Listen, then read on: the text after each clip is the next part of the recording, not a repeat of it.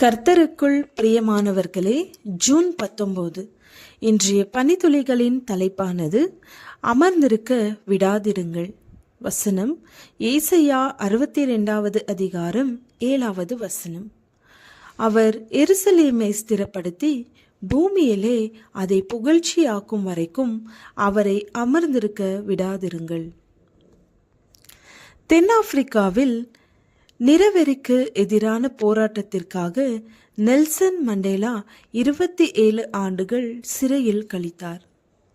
கடுமையான நிலைமைகள் மற்றும் நீண்ட சிறைவாசம் இருந்த போதிலும் இன சமத்துவம் மற்றும் கருப்பர் இன நீதியை அடைவதற்கான தனது முடிவில் அவர் உறுதியாக இருந்தார். மண்டேலாவின் அசைக்க முடியாத உறுதிப்பாடு அவரை சிறையிலிருந்து விடுவிக்க வழிவகுத்தது. பின்னர் அவர் தென்னாப்பிரிக்காவின் முதல் கருப்பின ஜனாதிபதியானார். நிறவெறியை முடிவுக்கு கொண்டு வருவதிலும் நாட்டில் நல்லிணக்கத்தை வளர்ப்பதிலும் முக்கிய பங்கு வகித்தார். மண்டேலாவின் வாழ்க்கை ஒரு உறுதியான தனிநபர் உலகில் ஏற்படுத்தக்கூடிய தாக்கத்திற்கு ஒரு சான்றாகும்.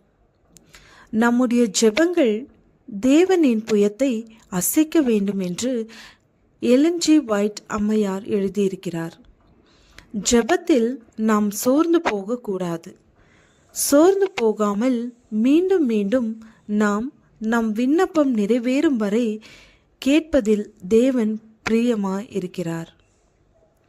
அநீதியான ஒரு ராஜாவிடம் ஒரு ஏழை விதவை தனக்கு நீதி கிடைக்கும்படி தினந்தோறும் அவனை சந்தித்து வந்தாள். அந்த ராஜாவோ அவளுக்கு நீதி செய்ய மனதில்லாதிருந்தும் இவள் என்னை அனுதினமும் வந்து அலட்டாதபடிக்கு இவளுக்கு நீதியை கொடுத்துவிட வேண்டும் என்று இறங்கி நீதி செய்தான். அநீதியான உலக ராஜாக்கள் இவ்விதமாயிருக்கும்போது நீதியான பரலோகத்தின் தகப்பன் எவ்வளவாய் நமக்கு இறங்குவார். அந்தபடியே தேவன் தம்மை நோக்கி இரவும் பகலும் கூப்பிடுகிறவர்களாகிய தம்மால் தெரிந்து கொள்ளப்பட்டவர்களின் விஷயத்தில் நீடிய பொறுமையுள்ளவராயிருந்து அவர்களுக்கு நியாயம் செய்யாமல் இருப்பாரோ? சீக்கிரத்திலே அவர்களுக்கு நியாயம் செய்வார் என்று உங்களுக்கு சொல்லுகிறேன். ஆகிலும் மனுஷகுமாரன் வரும்போது பூமியிலே விசுவாசத்தை காண்பாரோ என்றார்.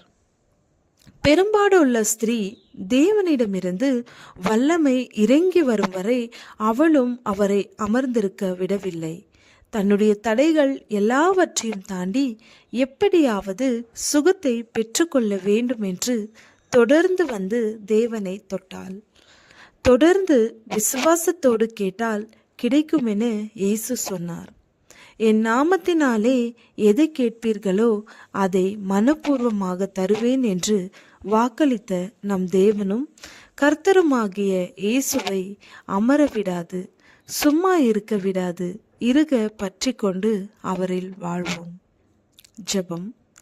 நீர் வைத்திருக்கிற ஆசீர்வாதங்களை இழக்காமல் பெற்றுக்கொள்ள ஜெப ஆவியை தாரும் ஆண்டவரே. ஆமேன்.